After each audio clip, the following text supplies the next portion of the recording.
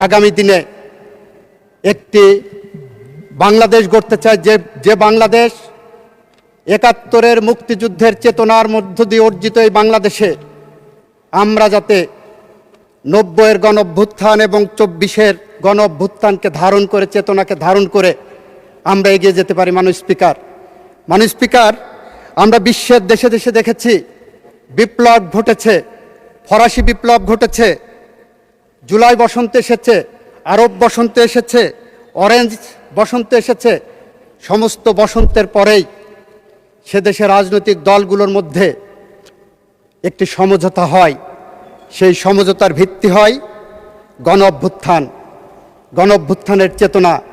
কিন্তু আমরা যেটা দেখছি, অত্যন্ত দুঃখের সাথে, পরিতাপের সাথে আমি লক্ষ্য করলাম, গতকাল জাতীয় সংসদে একটি লিফলেট পেলাম মাননীয় স্পিকার। সেই লিফলেটে ওনারা 11 দলীয় জোটের পক্ষ থেকে একটি লিফলেট দিয়েছেন, বিরোধী দল কেন সংস্কার চায়। সেখানে কয়েকটি পয়েন্ট দিয়েছেন। এই পয়েন্টের মধ্যে কোথাও জুলাই সনদের কথা বলা নাই মাননীয় স্পিকার। এখানে বলেছেন গণভোটের কথা। ব্যাখ্যা করেছি, জুলাই সনদ থেকে গণভোটকে ডেভিয়েট করা হয়েছে। That is a fraud on the constitution and that is a fraud on the law. এটা আমরা বলেছি। এখানে কোথাও জুলাই জাতীয় সনদ, যেটা 33টি রাজনৈতিক দল স্বাক্ষর করেছিলেন, তার কোথাও নাম চিহ্ন এখানে নাই মাননীয় স্পিকার। এটা পড়তে যে মনে হলো 33-এ পাশের একটা থিওরি আছে মাননীয় স্পিকার। এই যে আমরা 33-এ পাস পরীক্ষা করি না, আমাদের দেশে এক্সামিনেশন সিস্টেমে 33-এ পাস। এটা পড়তে যে মনে হলো কি আমি 33-এ পাশের স্টেজে আছি। 33-এ পাস আসলো 1858 সালে। এই উপমহাদেশে যখন ম্যাট্রিকুলেশনের পরীক্ষা শুরু হবে, সেই সময় কতই পাস হবে নির্ধারণ করতে পারছে না। তখন ব্রিটিশ শাসক ছিলেন। ব্রিটিশদের কাছে পাঠানো হলো যে 33-এ কততে পাস হবে। তখন ব্রিটেনে পাশের মার্কস ছিল 65 নাম্বার। ব্রিটিশরা মনে করতেন এই উপমহাদেশের মানুষ ব্রিটিশদের থেকে অর্ধেক বুদ্ধি ধারণ করে, তাই ওনারা 32.5 নাম্বারে পাশের মার্কস করলেন মাননীয় স্পিকার। ওখানে ছিল 65, এখানে হলো 32.5। 4 বছর পরে 1862 সালে এটা 33 করা হলো। আমার মনে হচ্ছে ওনারা এমনভাবে লিখেছেন, আমি কি সেই 33 পাশের মতন ওনাদের থেকে এখন অর্ধশিক্ষিত আছি। যেখানে মাননীয় স্পিকার, জুলাই গণ অভ্যুত্থান, জুলাই সনদের কোনো শব্দ এখানে ওনাদের সুপারিশের মধ্যে নাই মাননীয় স্পিকার। এটা অত্যন্ত দুর্ভাগ্যজনক এবং দুঃখজনক মাননীয় স্পিকার। এখন যদি বলি যে এটা কবে হবে, তাহলে ফিলিস্তিনি জাতীয় কবি মাহমুদ দারুইশের একটি কবিতার কথা মনে পড়ে।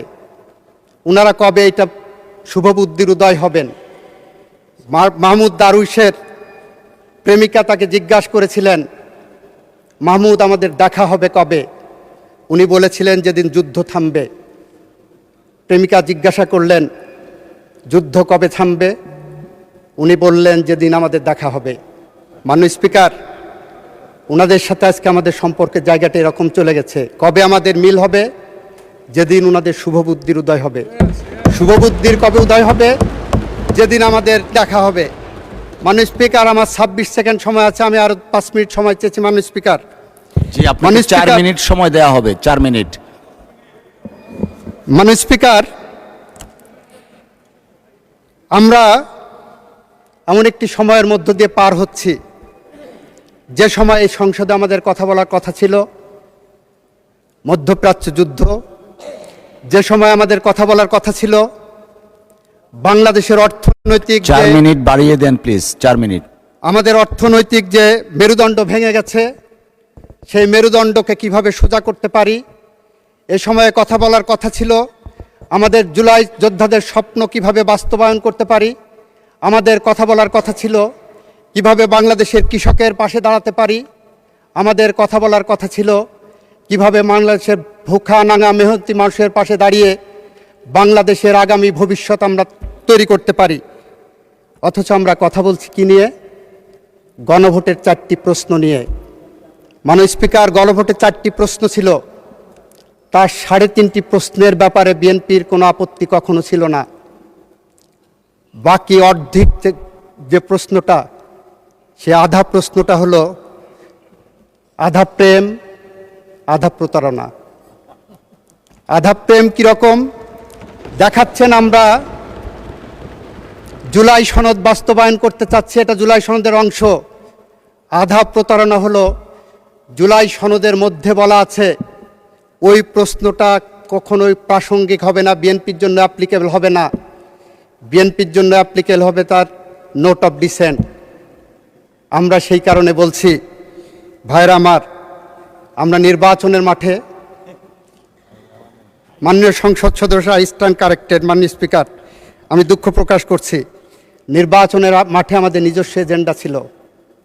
নির্বাচনের মাঠে যখন মা বোনের কাছে ভোট চাইতে গেছি তখন শুনেছি বেহেশতের টিকিট নাকি কেউ বিক্রি করেছেন। মাননীয় স্পিকার, আমি নিজে কানে শুনেছি, আই এম দ্য উইটনেস। দ্বিতীয়ত আপনাদেরটা শুনবো মাননীয় স্পিকার, আপনার মাধ্যমে বলতে চাচ্ছি, যদি ভুয়া হয়ে থাকে, প্লিজ আপনারা কথা বলবেন না। যদি ভুয়া হয়ে থাকে মাননীয় স্পিকার, তাহলে ধন্যবাদ জানাচ্ছি। তাহলে জাতির কাছে যারা বলেছিলেন ধানের শীষা দাঁড়িপাল্লায় আসলে বেহেশতের টিকিট পাওয়া যাবে, তাহলে আজকে তারা স্বীকার করছেন তারা বেহেশতের টিকিটের ধারক নহে। মাননীয় স্পিকার,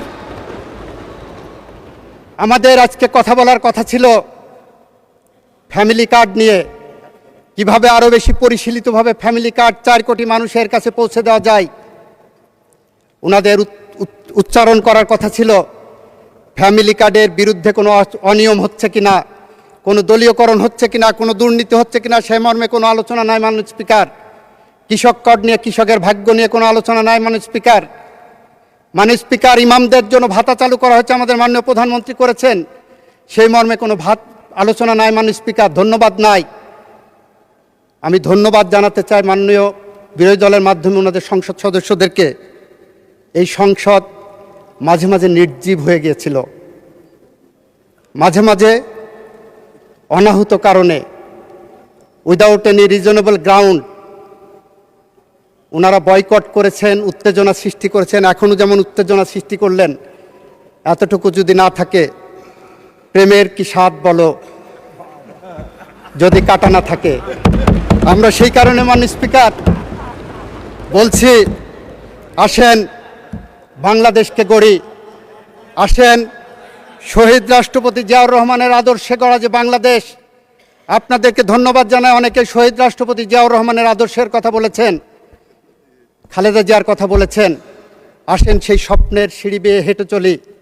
যদি আমরা ব্যর্থ হই, তাহলে কবি হেলাল হাফিজের ভাষায় আমরা উত্তর পুরুষের ভীরু কাপুরুষের উপমা হয়ে থাকব।